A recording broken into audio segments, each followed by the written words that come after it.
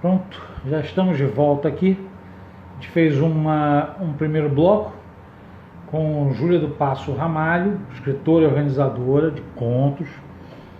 E nós agora estamos voltando aqui. Oi, Júlia, que bom que você já está voltando aí. Deixa eu chamar você. Estou só aguardando aqui ela entrar. Olha de novo a Úrsula aí. Fala, gente. Obrigado por terem voltado todos. Está me ouvindo direitinho, Júlia? Eu tô. Então, eu tava pensando agora, enquanto eu estava salvando aqui, nós temos então todo o lado, né, da organização de um livro de contos. Isso já deu para perceber que o buraco é muito mais embaixo do que o leitor imagina. E hoje eu já consigo olhar com outros olhos depois desse nosso papo. Eu tô aqui matutando o que eu já li e falando assim, pô, cara, agora se eu tivesse essa visão, de repente aquela coletânea não seria tão. Eu poderia falar agora dela. Quer dizer, tem vários pontos aí que são interessantes nesse bate-papo que a gente está tendo, para mostrar ao leitor a importância do papel do organizador. E Então, as lives que eu topei fazer, eu já te falei uma isso. coisa que eu esqueci de te Fala, fala. falar. Depois que passa por esse processo todo que eu te falei, geralmente uma antologia ainda passa por duas revisões. Por duas revisões. Duas revisões, né? A primeira revisão e a revisão final, que já é diagramada para ver, enfim, tudo direitinho. Então, novamente, a gente está falando de editoras sérias. Então, são muitos olhos em cima do texto. Entendi. Isso é interessante Ó, a saber. Úrsula falou uma coisa importante: na Diário Macabro são três. São três revisões, interessante. Dado o número de olhos, menor a chance de erros, com certeza. Isso é uma verdade. E eu realmente estou. Uma das funções que, quando me deu a ideia de vou fazer as lives, né? Não fazer lives por fazer lives, mas fazer lives com motivo. Um dos motivos foi: eu quero trazer, não só para mim, mas eu, no sentido de leitor, sinto falta, de entender o mercado. Porque para o leitor acaba que é muito fácil você ler uma obra e detonar e achar que, porra, cara, porcaria de livro que o cara fez, gastou um tempo, fez um calhamaço de papel para jogar fora. Tem muitas outras coisas envolvendo esse trabalho todo. Tá? E você mostrou agora que todo o processo de organização é um processo vasto, enorme, complexo, não é simples. A Úrsula até falando aqui, descer o pau é mole, mas isso realmente é fácil. E por isso que eu acho que é importante para o leitor essa ideia do quão complexo é. Engraçado que você falou que gosta de trabalhar em dupla. Isso é normal em organizações ou não? Eu não sei se é normal gostar de trabalhar em dupla, mas a maioria das organizações de antologia nacional são em duplas. Às vezes é uma exigência da própria editora. Por exemplo, quando eu fui convidada para organizar o táxi com a DM, que foi a minha primeira organização, eles já avisaram: ó, a gente está te convidando, mas é um trabalho em dupla. E eu não sabia quem ia ser minha dupla. Graças a Deus foi o Fábio, eu amei trabalhar com o Fábio, que além de ser um escritor super talentoso, a gente entrou numa sintonia legal, a gente tinha... Quando a gente foi comparar os textos, geralmente cada organizador faz uma planilha. A gente entregou uma planilha única porque a gente teve a mesma visão dos textos. Né? E, Legal, assim, o que a gente não teve foi uma coisa assim de uma discussão de FaceTime. A gente pegou e fez. Então foi uma entendi. pessoa que foi muito boa de trabalhar. E aí depois veio a do Lovecraft, que na verdade foi os autores da DM que entraram numa pilha de fazer essa antologia. A Natália e o Pedro compraram a ideia. E aí foi uma coisa assim, eu acabei organizando com a Juliane Vicente, mas foi uma coisa, foi a antologia mais democrática da face da Terra, porque era quem se ofereceu, ninguém se opôs, e a gente fez com os autores que queriam entrar. E agora na Luva o Vitor me convidou, e aí eu falei para ele, eu queria que fosse em dupla, porque eu trabalho melhor em dupla. Eu acredito que o trabalho, ter um outro olhar é sempre muito é muito rico para mim. Eu gosto da troca também. Eu gosto da troca, eu acho que não tem jeito, por mais que tenha essas coisas que eu falei, eu leio de manhã, não leio mais de tanto de uma vez. Às vezes pode ter alguma coisa que você papa uma mosca. E aí a gente estava pensando em pessoas para organizarem comigo e eu pedi que fosse... O Vitor já conhece, a Babi conhece o trabalho da Babi, adora também. E aí eu quis que fosse a Babi, porque é uma pessoa que eu sei que a gente trabalha bem junto. Que é isso, que é uma pessoa que ela pode odiar um texto que eu amei, eu posso amar um texto que ele odiou, e a gente vai conseguir trocar, fazer uma discussão literária sobre aquilo. Não uma coisa assim, mas eu gostei porque eu achei legal. Que vai ser ali uma discussão.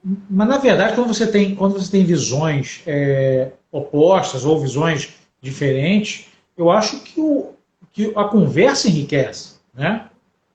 Eu acho que a obra vai enriquecer. Sim, e aí eu pensei nela justamente por isso, porque a Babi ela tem um terror. Eu gosto de trabalhar com esse elemento do surrealismo, da loucura, do insólito que vem de fora. E a Babi trabalha muito com o terror humano, né? O monstro dela é um monstro humano. Então eu acho que é uma visão que eu não tenho, assim, tanto quanto ela. Não é minha matéria bruta de trabalho, tem 1 ou 2 textos que eu brinco com isso, mas não é o meu grosso, e que é o material bruto dela. Então eu acho que são pessoas que, apesar de se darem muito bem, terem gostos parecidos, têm pontos de visão, né, uma vista oposta. E que isso é bem legal. Uma coisa. Eu te amo também. Eu te amo. Você já estava com outra organização no momento que surgiu esse projeto, então você se calme. Isso é um problema, hein, cara? Ela tinha acabado de receber o convite da Demi também para organizar. E eu falei, graças a Deus, né? Porque eu não vou ter que escolher, ela tá ocupada. Não é dela. Ô, Júlia, agora me diz uma coisa. Qual a tua análise do momento que nós estamos vivendo em cima do processo criativo dos escritores? Olha, vamos lá. De novo, assim, eu posso falar por mim e por pessoas que eu tenho vivência, né? Certo. Eu acho que, de novo, é uma faca de 2 gumes. Porque eu acho que tem sido uma coisa que é do emocional das pessoas e que se reflete na produção. Tem dia que a gente acorda, faz 30 mil coisas, escreve pra caramba, e tem dia que nada acontece. Nada acontece. Uma coisa que tem me incomodado um pouco, e aí é a minha opinião, eu não vejo nada de errado das pessoas escreverem textos se expressando ou expressando o momento que a gente está vivendo. Mas tem algumas iniciativas e algumas coisas que eu acho que às vezes caem um pouco num certo desrespeito, assim, do momento, né?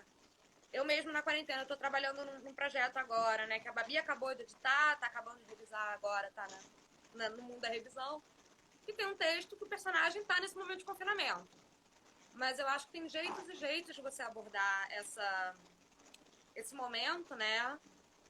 Eu acho que, mais do que nunca, a venda de livros, venda de e-book, assinatura de streaming tem crescido loucamente, porque nos momentos de crise a gente procura arte como alívio, né? Eu queria muito lembrar, mas há muitos anos atrás, ali um artigo maravilhoso de um psicólogo evolutivo, que é uma linha meio doida da psicologia, que ele defendia isso, que o que difere o homem do animal é que a criança brinca e o adulto tem a arte. Que a arte para o adulto é a forma lúdica, que é a evolução de encarar da a vida. brincadeira. Entendi. É a evolução da brincadeira. E o que faz a gente humano é a gente tanto produzir quanto consumir esse lúdico. E que o fone estava... Tá me ouvindo melhor agora, Babi? Esse meu fone tem esse problema, ele fica chiando. É que eu estava ouvindo tua voz baixinha, por isso que eu estava querendo pegar melhor. Mas eu trago ele aqui mais perto e falo mais alto. A Úrsula comentou a Úrsula comentou agora que tem gente capitalizando, obviamente, em cima da pandemia. Vamos ter isso. Só que não me deixa de ver à mente a questão de que a literatura ela espelha a realidade.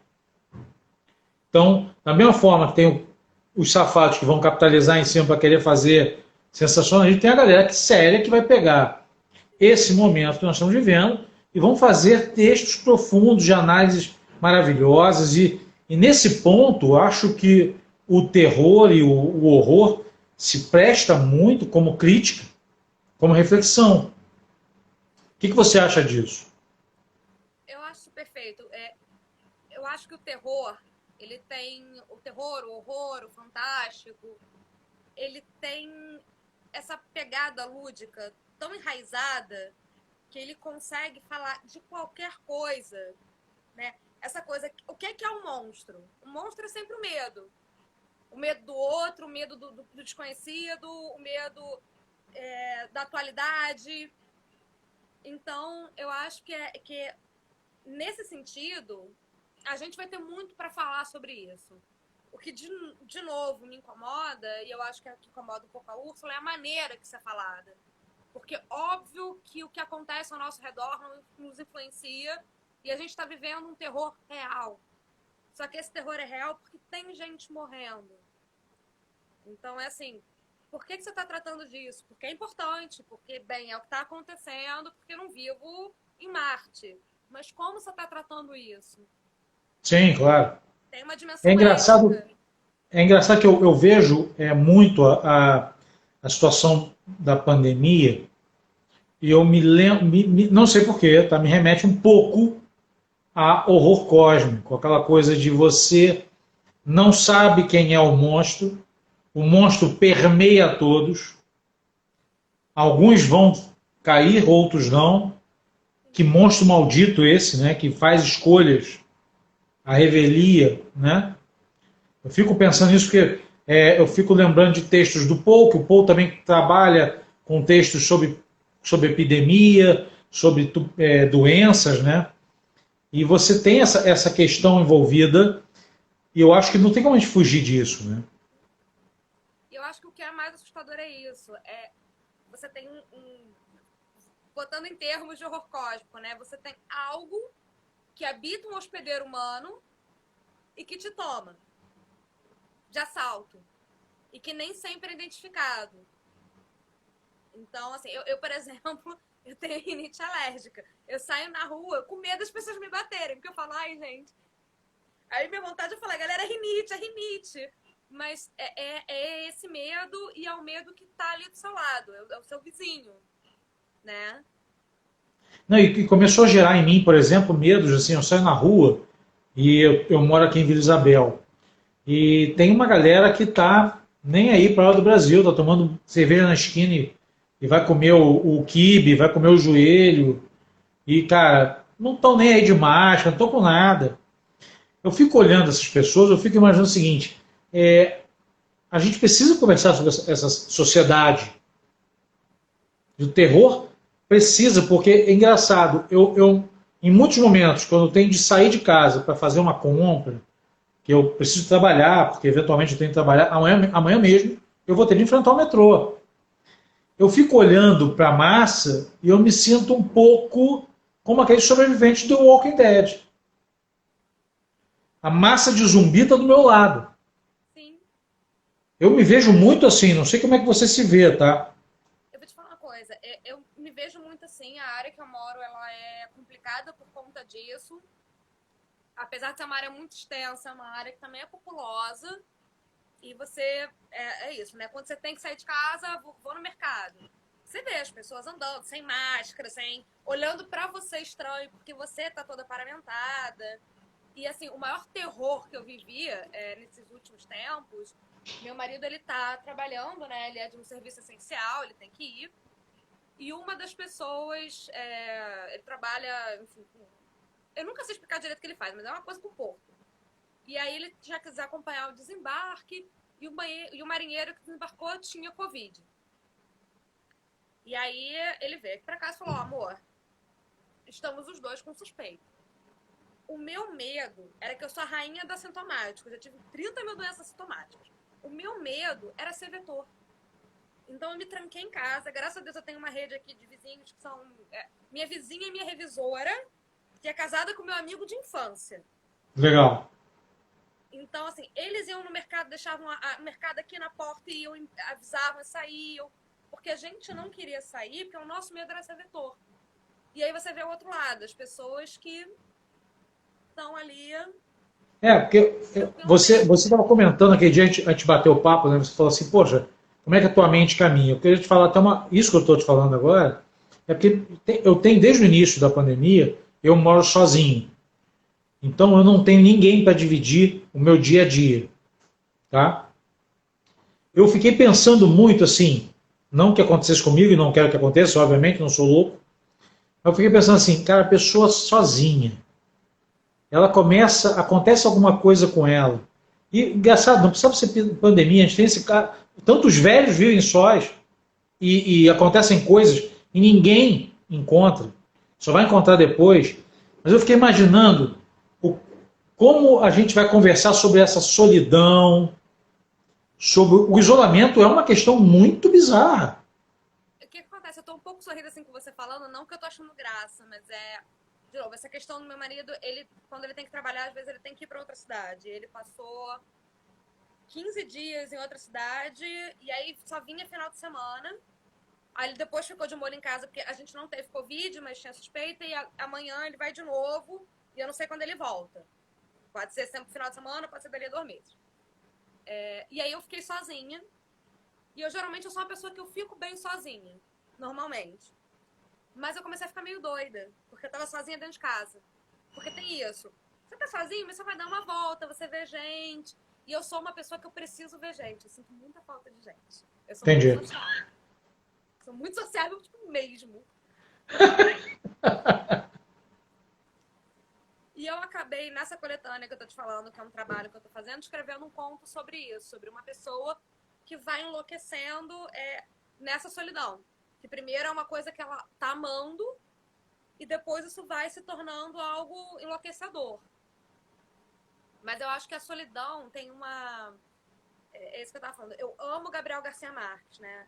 E tem um discurso que ele faz, eu tenho aqui em algum lugar, já não vou lembrar o nome, né, onde é que foi, mas que ele tem essa opinião, que todo escritor, na verdade, ele só escreve sobre um tema. Tem um tema que se repete. E eu, assim, na minha humilde opinião, que as pessoas podem ter outras e eu respeito, eu acredito que eu escrevo muito sobre solidão, é um tema que é recorrente na minha obra, né? Pra mim, eu vejo desse jeito. Eu trabalho os que eu li de você, realmente as pessoas estão sozinhas. Sim, é uma coisa que uma coisa que retorna pra mim. Mas enfim.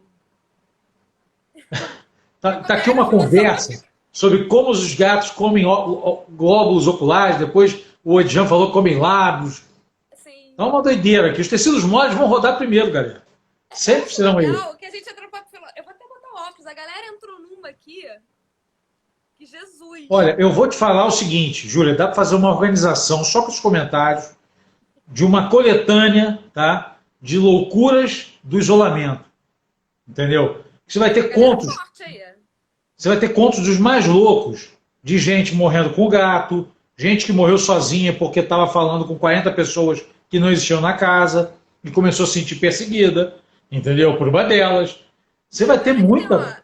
Tem um monte de autor bom, tem o Vitor, que é editor, que tá solto aí, tem a Úrsula, que pode escrever e revisar. Olha a ideia de uma coletânea surgindo chamada Isolamento. Você não precisa falar da pandemia, você pode falar só de isolamento. O isolamento é terrível. A pandemia é que nem o zumbi no Walking Dead. Depois de tempo você já está cagando para ele, você nem olha mais para ele. Tem uma dimensão da solidão que eu acho que talvez foi que me impressionou muito, que me levou a escrever sobre isso. Que é isso, eu sou psicóloga e eu por quase 10 anos trabalhei em um hospital psiquiátrico e eu era muito... Eu pegava o que eles chamam de duplo vínculo em mais de uma área, às vezes. Só que desde a minha formação, desde o meu estágio, eu sempre trabalhei em um setor que é chamado de longa permanência, que são pessoas que têm pelo menos 20 anos de internação. E são pessoas que desaprenderam, assim, tinha coisas horríveis. Uma senhora que fiquei arrasada, soube até que ela morreu, que era a paixão da minha vida, que ela ficou atrofiada porque ela entrou numa depressão profunda e esqueceram que tinha que mexer no corpo dela. Então ela atrofiou, internou supernova, enfim, uma história horrorosa. E era um lugar onde você tinha 40 pacientes, às vezes, e todos eram extremamente sozinhos. Eu tenho duas experiências disso, Júlio. Uma com com dois parentes próximos. O meu avô, que passou 90 dias no CTI, ele começou a ter uma síndrome de CTI, que ele começou a delirar, realmente. Eles chamam de Começou a delírio. falar, de comprar smoking para ir para uma festa, para o meu pai.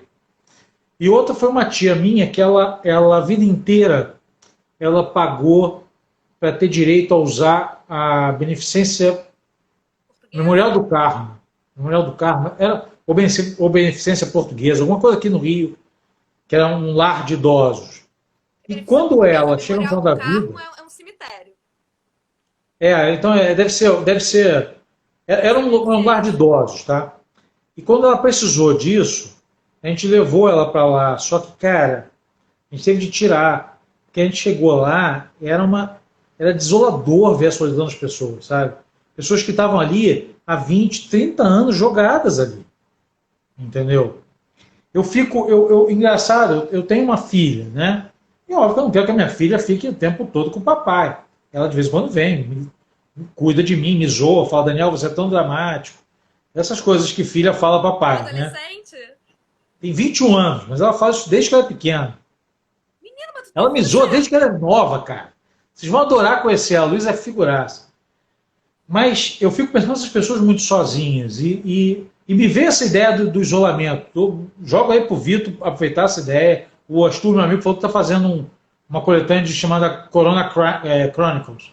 Mas o isolamento eu acho que é um tema por si só muito bom. Você tem N tipos de isolamento. Você tem isolamento desde o cara que for preso num bunker, numa ilha, achando que a Segunda Guerra está rolando e está defendendo o bunker, e passou 20 anos. Daniel, só desculpa. É porque o Vitor fez uma pergunta que eu também quero saber. Quantos anos você tem? Eu tenho 46. Mas não tem. Tenho. É que eu sou curtido da cerveja. É que você não tá vendo que eu tô botando a mão na cinturinha, mas não tem. Você falou que a filha de 21 anos, eu falei assim, 21. tem? 21 anos. Muito bonita, por sinal. Minha filha é uma Eu gata. adoro o nome, é o nome da minha irmã, eu adoro esse nome. A Luísa já é maior, é. E a Luísa adora me zoar, Urso. Vocês vão adorar conhecê-la. Acho que tu conhece. É gente boa demais, gente fina. Ó, uma Entendeu? vez acabada essa pandemia louca, o meu consultório é perto de Vila Isabel. Então a gente já pode marcar um rolê. Eu acho que todos nós no Rio de Janeiro, eu, você, Úrsula, Isa, a Babi, eu não sei se é daqui do Rio, mas. Não é, mas pode vir que pode ficar aqui em casa. Então, podia juntar o Vitor, juntar essa galera para fazer uma grande bagunça. E eu já falei pro Vitor, minha casa está aberta a vocês. Faz alguma coisa, faz um fundi, faz qualquer coisa assim, tem churrasqueira aqui em cima. Aproveita, faz o churrasco do Covid, sei lá, alguma coisa assim.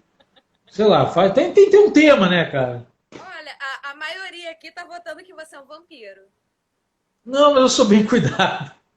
Sou bem cuidado. Adorei, sou bem. Eu imaginei Curtido. você passando creminhos. Sou bem Não, cuidado. não suporto essa sensação de grudado, cara. Ah, o daqui de casa fala uma coisa, ele diz que é lambreco. É, coisa Nossa, não lambrecada. suporto, não suporto. Não dá, não. Mas eu fiquei muito pensando nessa questão do isolamento.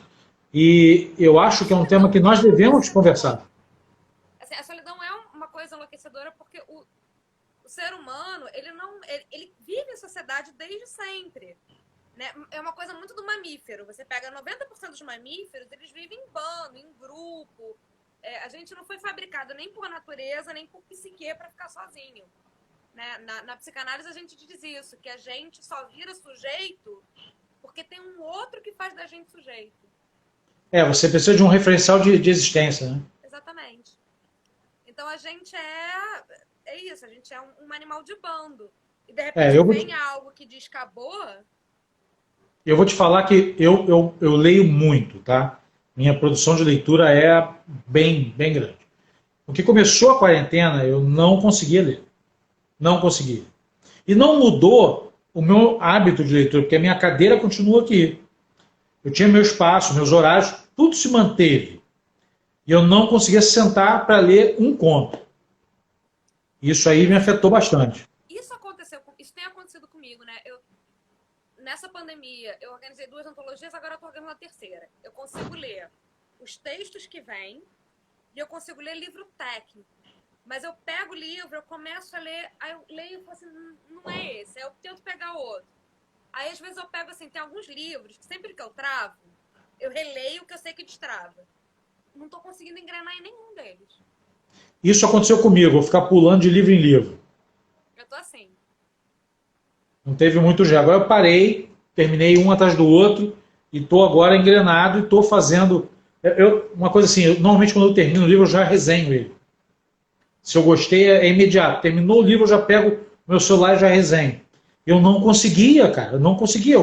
Eu olhava para o livro, eu sabia que eu gostei, aí ficava aquele vazio, sabe? Eu não conseguia gerar nada. Eu tô com essa coisa e assim, a escrita, eu tive um problema que é o seguinte, eu organizei 2 antologias e agora tô indo pra terceira, num espaço curto e eu não consigo escrever enquanto eu tô organizando, eu travo. Eu não consigo. Aí agora que deu uma folga, eu peguei alguns textos de outras antologias, que a questão do direito tinha voltado pra mim, coisa e tal, e escrevi 3 contos assim. Maneiro. Aí falei, pronto, vou deixar aqui salvo, que aí daqui a pouco. Porque agora vai entrar Agora, da luva e eu já sei que eu congelo. entendi. Agora me diz uma coisa: você é contista ou você acha que encararia um romance, uma coisa maior? Então, uma coisa que eu acho engraçado, de novo, aí eu vou ter que citar a dona Úrsula e a dona Babi, que é uma discussão que a gente tem eternamente, discussão de conversa. Tem uma coisa que é engraçada, que as pessoas têm uma opinião de conto como algo menor, mais fácil, mais rápido. E aí elas ficam te cobrando. Quando é Ledo que você vai fazer um engano isso. romance? Quando é que você vai fazer uma novela? E assim, eu, na verdade, eu não sei, porque eu nunca tentei fazer nada maior. Eu tenho uma coisa assim, eu tenho uma escrita que é concisa, eu me sinto confortável de contar uma história entre 10 e 15 mil caracteres ali pra mim, tá ótimo. Quando passa um pouco disso, alguns editais que você tem que ter um mínimo, sei lá, de 15, isso pra mim já é mais sofrido. Eu tenho vontade de tentar pra ver o que ia sair. Então, assim, eu só não digo hoje em dia que eu me considero contista porque eu nunca tentei fazer nada maior. Entendi. Eu só te perguntei por curiosidade, tá? Só que é engraçado, porque às vezes eu planejo uma coisa, tipo uma noveleta. E aí quando eu vejo, na verdade eu tô fazendo um fix-up. Eu tô trabalhando com contos que se interligam. Que é mais ou menos como é a história do fim do mundo. Você pode ler ele num contínuo, como você pode ler ele salteado. Entendi. Mas. Eu acabei de ler um livro que era exatamente assim, aquele Território Lovecraft, que vai ter até uma Ah, tô série no doida pra HBO ele. agora. São contos que estão ligados numa linha mestra. E no final geram um resultado. Eu gostei, teve gente que não gostou. Eu acho que é exatamente por isso, por ser parecer mesmo um varal de contos, acho que as pessoas meio que ficam, pô, isso não é um romance, isso é um varal de contos, sabe? Mas eu achei muito interessante porque ele deu oportunidade a cada personagem participar como protagonista no seu conto. E aí você vê uma história grande no final, que eu Eu achei gosto do bem livro que é legal. construído assim, eu gosto muito.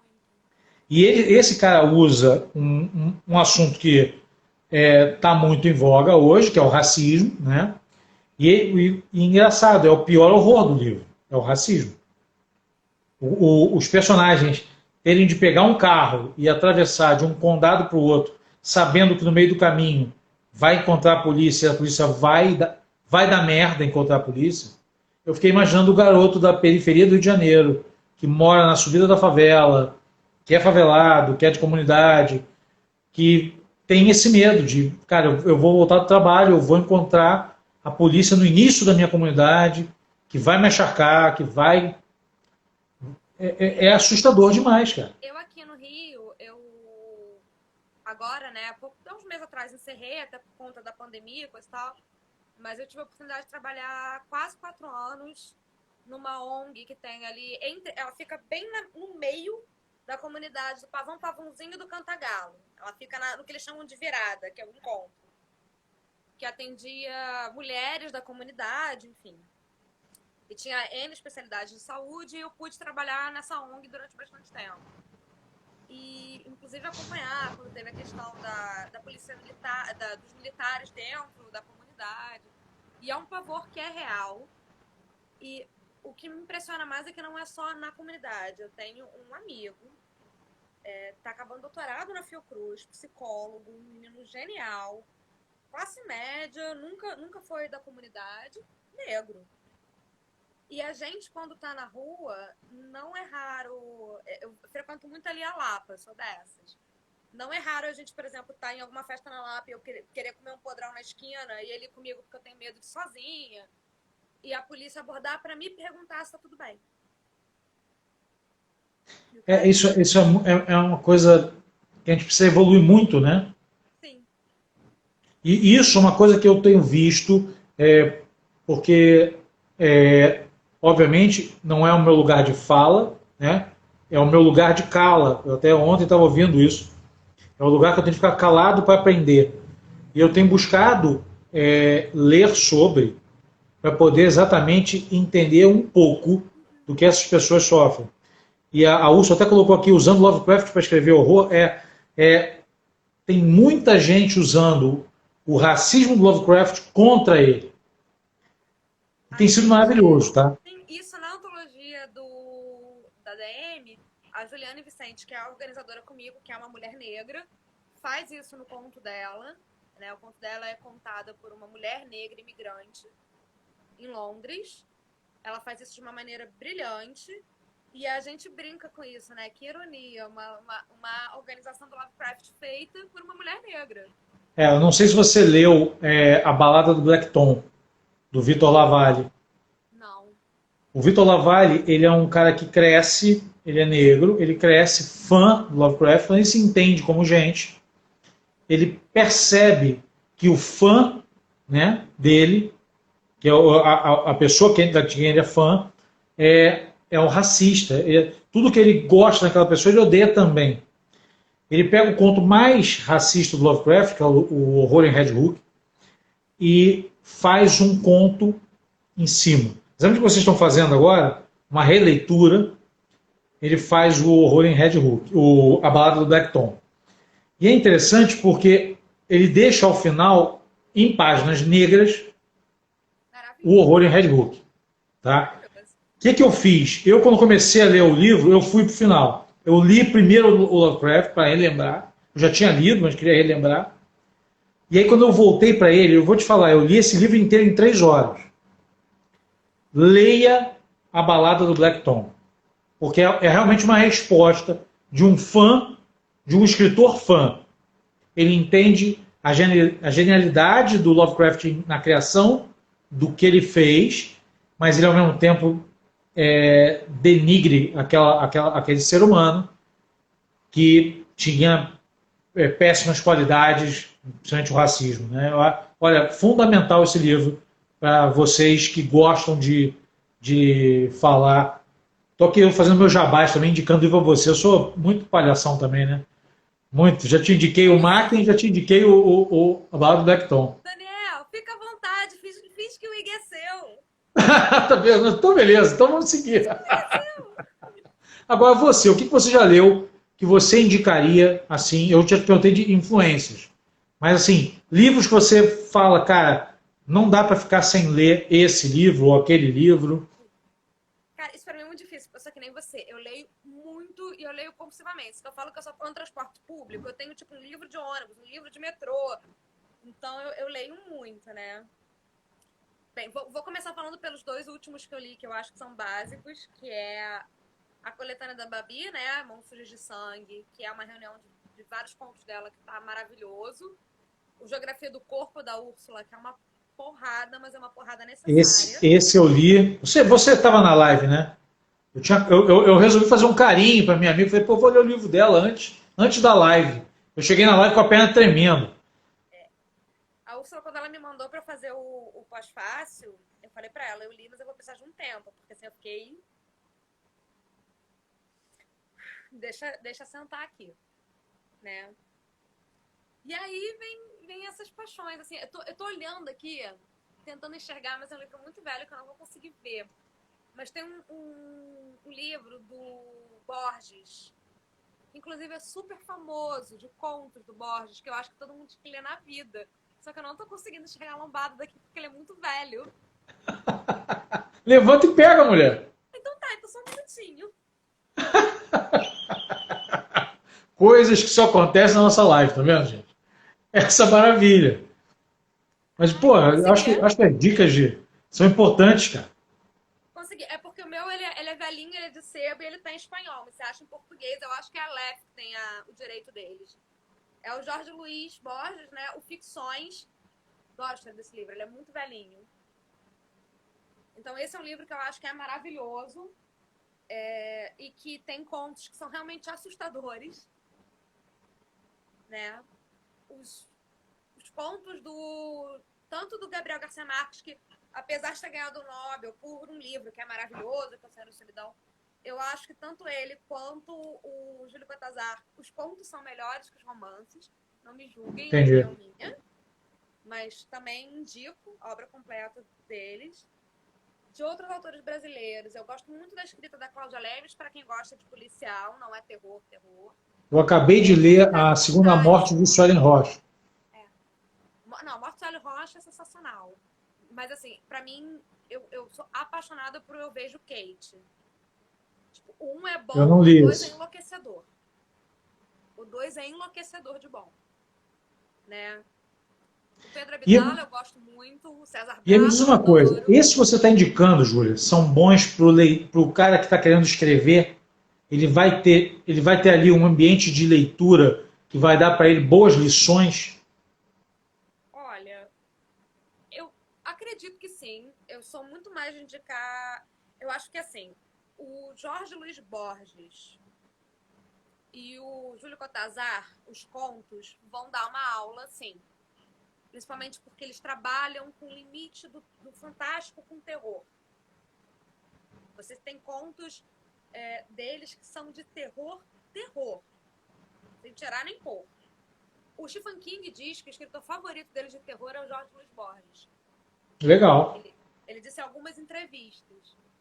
E os outros que eu tô falando que são nacionais, eu acho que vale a pena para você ver como é que o trabalho do terror nacional está sendo produzido aqui. E são autores que tanto têm romances quanto têm contos. Então você consegue escolher para onde você quer ir. Entendi. Né? E aí você tem mais voltado para o terror. O Pedro Abdala, que é maravilhoso. O César Bravo, que é maravilhoso. A Larissa Prado, que assim... A Larissa Prado foi uma paixão quando eu comecei a ler. Pois é, Larissa Prado o que aquela mulher faz? Ela é de um horror, o que eu gosto muito no jeito que ela escreve, que é uma coisa que eu gosto bastante no geral, é o horror sutil. Ele pode te levar pela mão, te enganando o tempo todo. Outra que, assim, que é um pouco polêmica porque ninguém consegue muito dizer de que gênero que ela é, porque ela fundou um gênero, e que também tipo, junto com a Larissa, é a deusa da minha rua, que é a Paula Febe, que é... Tô falando, Úrsula. Que a Paula Febe é tipo, o que é aquela mulher, Jesus Maria José? Eu preciso ler mais dessas pessoas. A Paula Febe você encontra bastante coisa dela em e-book. E a Larissa, eu não sei se tá em e-book também, mas ela tem um livro que ela me enviou chamado Anônimo, que é uma das coisas... Eu tenho. O Anônimo, eu acabei de ler, fiquei assim, ó. Ela faz um apanhado de homenagens a várias peças literárias do horror mundial. E como ela amarra aquilo no final... Muito bom. Eu não resenhei ainda, já está lido. Edjan, que tá aí, principalmente para quem é do Rio de Janeiro, é uma delícia ler os contos dele. O Edjan. Engraçado, o Edjan, eu sinto muito quando eu estou lendo o texto dele, a facilidade que eu leio, por exemplo, um texto veríssimo. É uma coisa de um texto que flui, que você, quando vê, você já está no final, você fala assim, já acabou? Não, e o Edjan, fiquei chocada, né? Porque eu li os livros dele, né? Eu tinha lido o Gótico Suburbano, e aí, pô, fiquei apaixonada e fui conhecer o Edjan. E o Edjan, ao contrário, por exemplo, do Vitor, que tá aí, que é uma desgraça, é um cara super calmo, super gentil, com uma fala tranquila. Eu olhava e falava assim, gente, então onde é que vem isso? É uma pessoa assim, sem lindo. Você fala, cara, um certo medo do Edjan, porque assim, calmo, calmo, sorridente, aquela pessoa assim, se tiver chovendo, vai tirar a blusa pra jogar em cima da poça. Um Entendi. gentleman. E escreve esse absurdo de horror. Porque, olha, os escritos dele, para quem quer conhecer Rio de Janeiro, subúrbio do Rio, nossa senhora. Eu até falei Você pro Vitor que ele chega, precisava encontrar Edjans pelas outras cidades do Brasil. aí você chega vai conhecer tá ele assim, ó. Legal, tudo bem? Você fica assim, pô, um queridíssimo, assim. A nossa cena literária está muito rica, né? Isso é muito bom. Não, tem uma galera que tá vindo forte, tá vindo bem. Né? Isso que eu falo da Edjan também é engraçado, porque o Úrsula e Babi são outra, tá? Porque o Úrsula de Trevosa só tem a cara. E Babi também, você vai falar com ela, uma pessoa que tá gargalhando sempre, toda feliz. Perturbado mesmo é só o Vitor.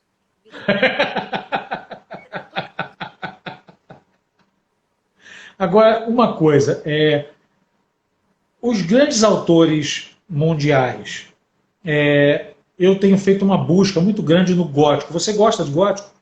Gosto. Eu tenho, assim, nesse ponto eu sou parceiro da Úrsula aí no Sebo Clepsida, Já te e falei do projeto. hã? Você avisa pro Cid que eu tenho um projeto que se chama Ocupa Sebo Clepsidra, que um dia eu vou fingir que eu vou entrar lá pra visitar, vou armar a barraca e eu não vou sair de lá. Eu vou ocupar o Sebo Clepsidra. Cara, assim, você ter acesso ao Cid é uma maravilha. O cara é uma enciclopédia viva, é Não, ele é um impressionante. absurdo. Ele é um absurdo. Qualquer papozinho assim, se ele resolve trocar meia dúzia de mensagens no grupo do WhatsApp, você fica parado 3 horas pensando assim, cara, o que eu estou fazendo na minha vida, sabe? É Eu conheci o Cid impressionante. na Horror Expo e ele precisava de uma caneta emprestada e eu fiquei 40 minutos ele falando assim, ó. Uma pessoa de um Que é esse coração nome? gigante. Impressionante. Impressionante. Tá a Úrsula aqui que não me deixa mentir. São essas vivências que a literatura tem me trazido, de pessoas tão legais, tão maneiras. Óbvio que eu imagino que existam tretas, porque grupos humanos têm tretas. É importante, grupos humanos não aguentam, né? Outro bom tema para fazer uma coletânea de horror é tretas, né? Tretas mortais. Nossa. Porque sempre tem, né, cara? Mas é aquilo, né? Onde a gente, a treta. E a gente vê Exatamente. assim, tem umas tretas assim, e tem gente assim que você já sabe que você vai abrir mensagem é treta. Tem grupo assim que você vê fulano publicou, você fala, vou tretar, não vou tretar, vou tretar, não vou tretar hoje não, aí você não abre. Mas é assim, e assim, o que eu vejo é que tem muita gente legal. Então eu acho que o, o escritor hoje chegando bem num grupo, ele tem tanta gente para ele conhecer que pode somar, né? Tem que ser um cara muito chato para poder perder isso, né, cara? Eu vou te falar assim, o que acontece, né? Eu entrei um pouco para a escrita, decidi publicar e tudo mais num momento que foi muito delicado para mim. Eu tive uma depressão grande em 2017, 2018, de ter que tomar medicação, biriri, sim, psicólogos também deprimem, acontece com a gente. Tá certo. E aí eu resolvi me reinventar depois disso, e aí comecei a publicar e falei, agora que bem, tô viva, vambora. E eu conheci pessoas, que é isso, que foram tão importantes e que foram, que tinham, já estavam mais na frente, tinham uma certa caminhada e foram tão bacanas e me auxiliaram tanto, e foram tão receptivas, que foi o que me fez ficar, né? Só que é isso, onde há humanos, há tretas. E também tem uma coisa que eu acho engraçado, né? Eu acho engraçado não, né? Que é uma coisa que a gente brinca um pouco na psicologia. Ninguém é vilão da sua própria história. Então, a pessoa que é chata, que é babaca, que é escrota, ela não é vilã da sua própria história. Ela é a Então, vítima, né? é um pouco da relação. Às vezes, é como se deu ali com vocês dois, não quer dizer que ela não é uma boa pessoa ali no que você tá acostumado a ter como boas pessoas. Mas onde há humanos, há treta. Agora, vou aproveitar essa amizade de vocês, que aí me veio uma ideia maluca, que eu até brinquei com o Vitor na outra. Vocês três, você, Babi, Úrsula e, óbvio, qualquer outra amiga que você não tenha citado, que eu imagino que também possa estar nesses grupos, já imaginaram uma criação em um universo único? Eu, Babi e Úrsula, já. A gente teve. Aliás, tá salvo no meu celular, tá? Aviso logo pra vocês. A gente. Eu já não lembro o que foi, que a gente tava tricando. E a gente desenvolveu, tipo, como se fosse uma novela em 3 partes, em que cada uma contaria uma versão de uma personagem pra uma cena de crime. A gente já pensou nisso. Não sei o que aconteceu com essa ideia. Cara, uma vez eu li um quadrinho na Vertigo, que era um local, era um pedaço de dimensão em que lá caíam todas as ideias esquecidas. Porque na verdade, o que aconteceu? Eu e a Úrsula, a gente passou para Manicômio Salgueiro, que a Babi estava organizando na DM. E aí tinha um grupão, né, de autores. E aí a gente trocava ideias. E aí eu comecei a conversar com a Úrsula e com a Babi. A Úrsula conversava comigo com a Babi conversava comigo com a Úrsula. Aí um dia eu falei, cara, a gente tinha que ter um grupo. Aí a Úrsula falou, cara, a Babi acabou de falar isso no privado comigo. Aí a Babi foi e fez o grupo. E aí tem mais ou menos um ano que a gente se fala o dia inteiro, tipo, todo dia a gente tá lá e nem que seja uma coisa assim, gente, vou estar sumida porque eu tô de mau humor hoje, ou tô trabalhando. Tá certo. Ele brinca, às vezes ele fala assim, o que você tá falando? Aí eu falo com as meninas. Aí ele fala, não, beleza, então vai lá ficar com as suas esposas. Aí ele já ri, assim. E aí, assim, o namorado da Úrsula e o marido da Babi, deu uma travada aqui, já conhecem a gente, assim, né, os companheiros já conhecem a gente. Porque precisa, né?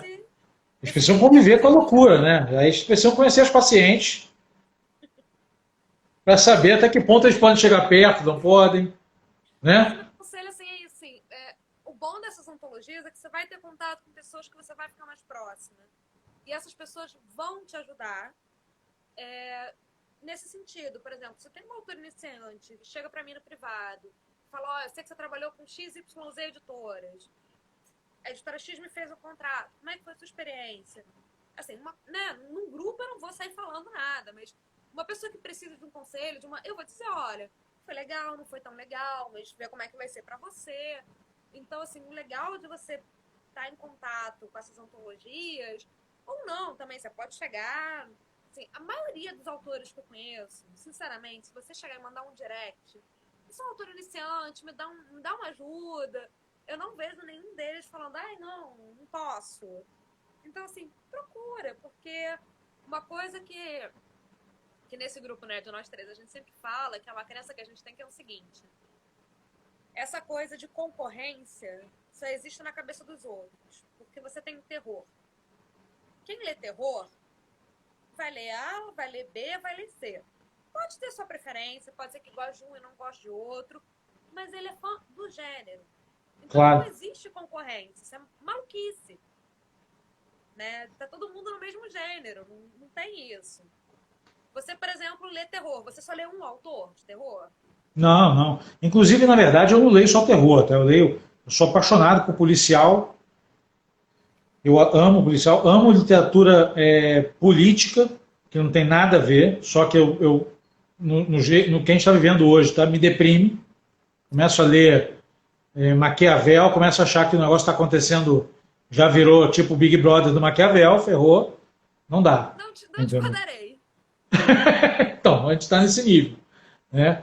E o que eu tenho buscado agora é tentar, de vez em quando, dar uma diversificada. Como eu te falei, eu li agora o livro da Cláudia Lemos, foi uma delícia. Eu li numa sentada, tá? Foi muito bom.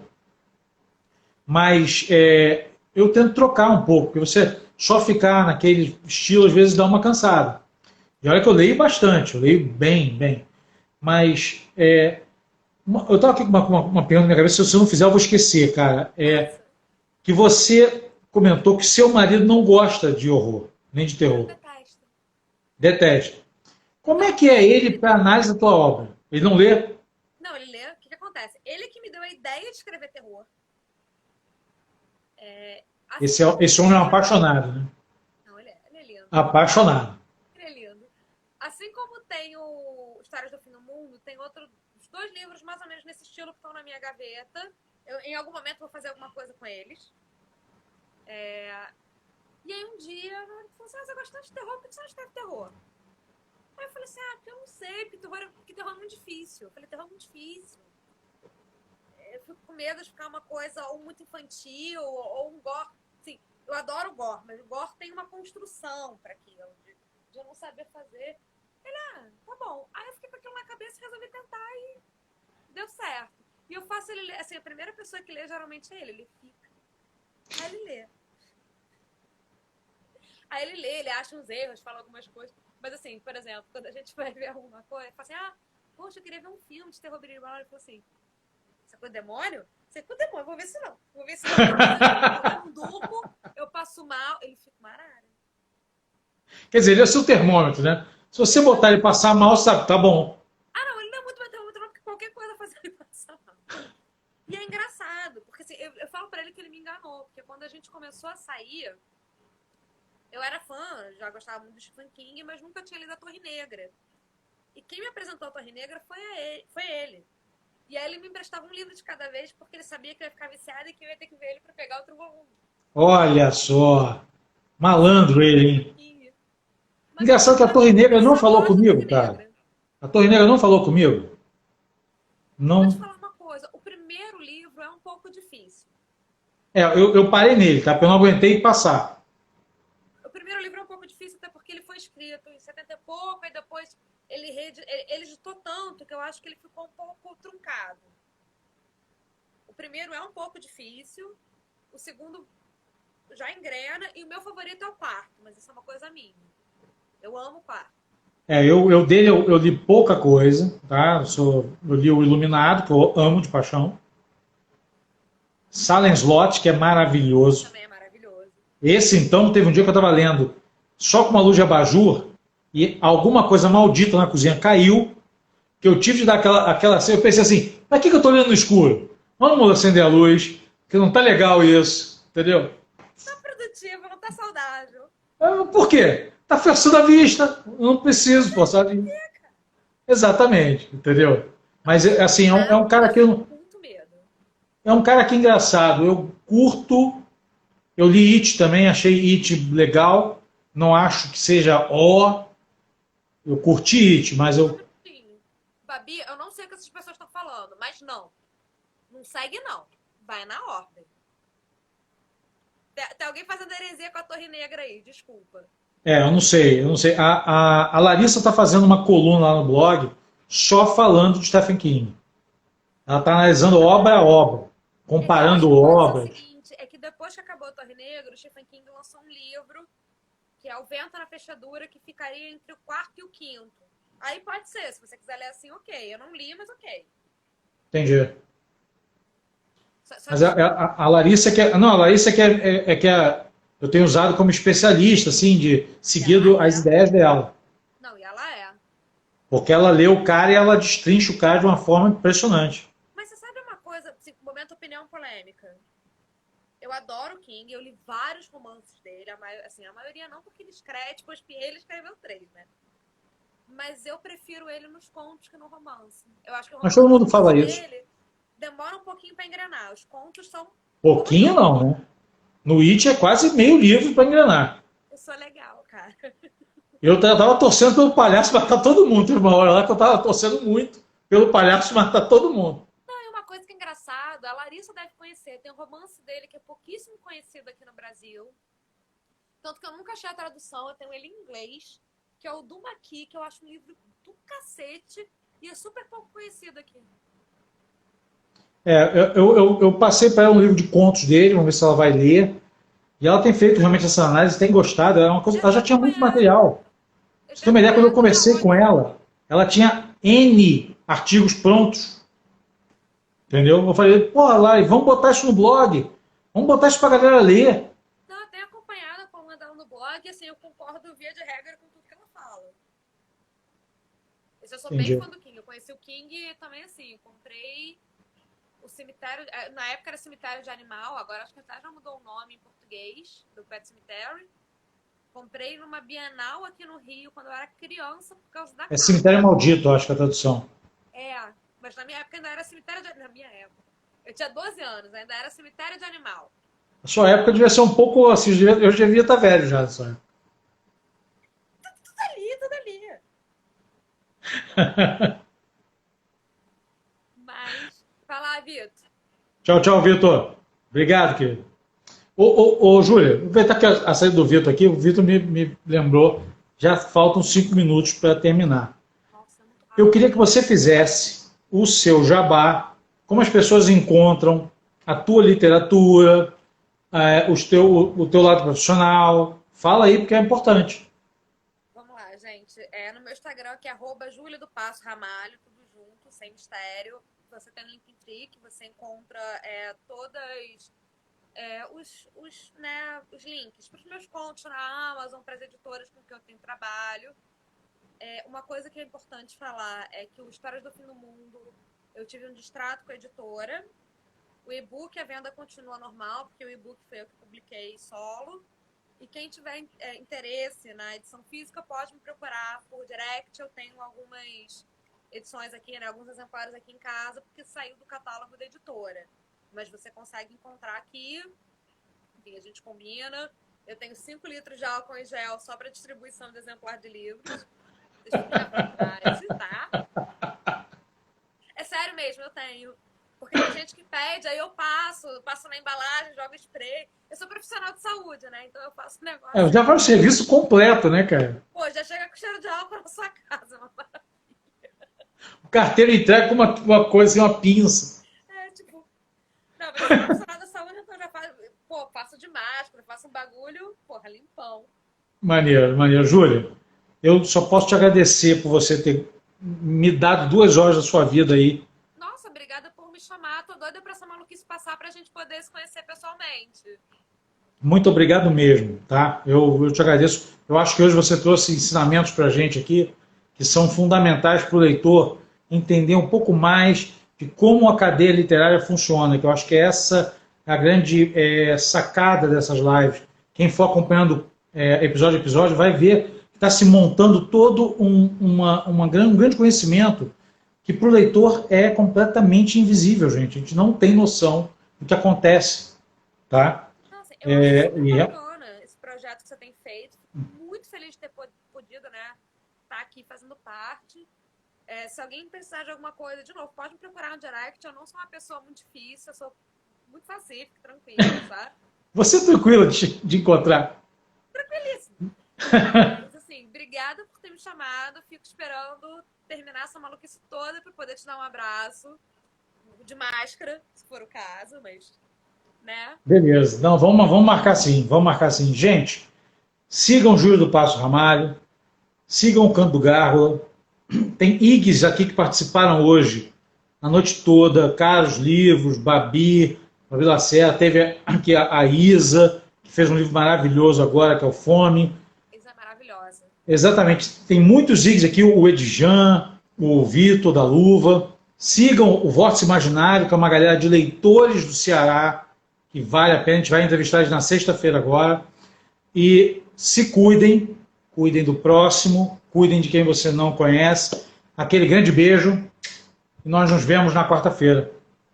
Tchau, tchau, gente. Até quarta. Valeu.